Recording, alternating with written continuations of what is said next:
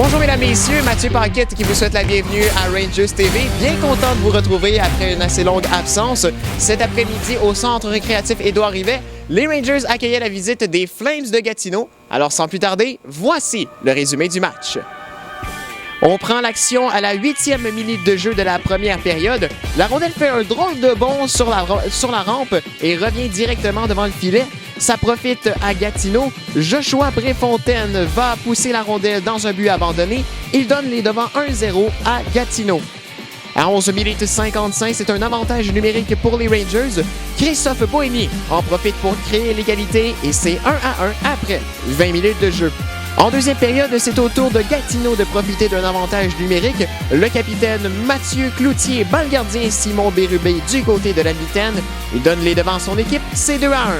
Mais la réplique des Rangers est immédiate.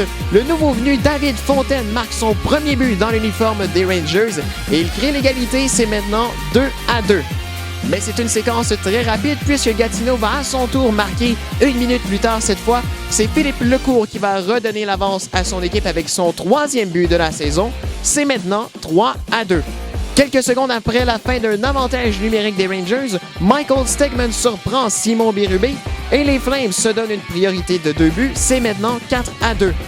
Avec 3 minutes à faire, Nicolas Rano soutire la rondelle aux défenseurs des Flames avant de déjouer le gardien. C'est 4-3 pour Gatineau à ce moment. Dès la reprise du jeu, les Flames vont répliquer. C'est un but qui est marqué seulement 10 secondes après le but des Rangers. Les Flames qui se redonnent donc une priorité de 2 buts, c'est maintenant 5-3 après 40 minutes de jeu. En milieu de troisième période, Christophe Bohémy va passer à Nicolas Rano qui réussit à s'échapper. Il déjoue le gardien et marque son deuxième de la rencontre. C'est maintenant 5-4. Mais encore une fois, les Flames répliquent rapidement. Félix Bertrand-Beaulieu marque et c'est maintenant 6-4 pour Gatineau. Les Flames vont ajouter un but dans un filet désert dans les dernières secondes de la rencontre et les Flames se sauvent avec la victoire. C'est une victoire de 7-4 pour Gatineau. Voici maintenant les commentaires d'après-match chez les Rangers. En compagnie de l'entraîneur-chef Gianni Cantini. Gianni, cet après-midi, tu me diras si je me trompe, il semblait avoir un problème de rythme avec ton équipe 2 fois en deuxième et troisième période, alors que vous avez réduit l'écart à 1 but. L'autre équipe a répliqué en dedans de 30 secondes. Est-ce que c'est ça qui a fait que vous n'avez pas été capable d'aller chercher l'égalité en troisième période? Bien, je ne sais pas si c'est pourquoi on n'a pas été capable de revenir plus fort en troisième. C'est sûr que, comme tu dis, il y a 2 fois où on a scoré, puis pas long après, ils ont répondu rapidement. C'est sûr que dans ce temps-là, tu vas chercher le momentum, puis là, tu le redonnes tout de suite.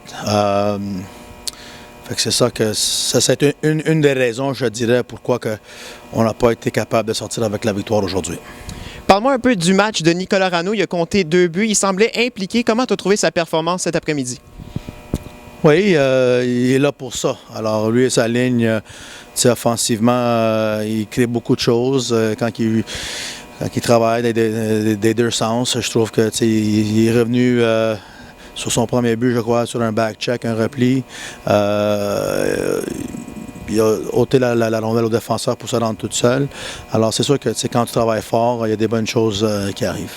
Et en terminant, parle-moi un peu de l'arrivée de David Fontaine qui a disputé ses 2 premiers matchs avec votre équipe cette fin de semaine. Comment tu as trouvé son arrivée avec l'équipe? Oui, je trouve que ça a été bien. David, c'est un gars qui patine bien. Et on a vu aujourd'hui, il y a un bon tir avec le but qu'il a scoré. Alors, c'est sûr que c'est une adaptation. Ça va y aller de mieux en mieux, je crois, mais très satisfait de ces 2 matchs en fin de semaine. En compagnie du nouvel attaquant des Rangers, David Fontaine. David, ça fait à peu près 1 semaine que tu es avec l'équipe. Comment tu trouves ton arrivée avec les Rangers depuis que tu es arrivé ici? Écoute, je suis super content. Je pense que les gars m'ont bien accueilli. Puis on est une vraiment bonne gang. Puis je pense qu'en tant qu'équipe, on peut faire des surprises avec cette équipe-là. Puis je pense que c'est bien. Bon, les 2 premiers matchs, ça n'a pas été des victoires. Il va falloir que tu attendes ta première victoire avec l'équipe. Par contre, cet après-midi, tu as compté un but. Comment tu as trouvé ton match cet après-midi contre Gatineau? Je pense que j'ai assez bien joué. Je pense que Gianni m'a assez bien vu. Je pense qu'il sait quel attaquant que je suis, un attaquant de vitesse, qu'il a une bonne shot, tout ça.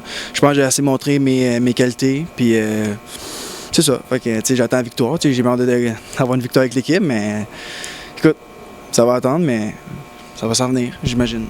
As-tu commencé à développer une bonne chimie là, avec certains de tes compagnons de trio là, pendant ces 2 matchs?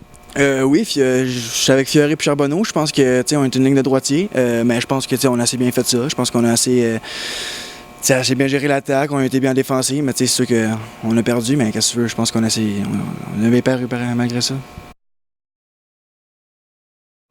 Alors voilà pour ce qui est des commentaires d'après-match chez les Rangers. Maintenant, je vais prendre quelques minutes pour vous parler du partenariat entre les Rangers et l'organisme de Montréal-Est Action Secours. Donc, au cours des prochains matchs locaux des Rangers, vous aurez la chance de faire votre part pour encourager Action Secours. Et voici comment vous pouvez le faire.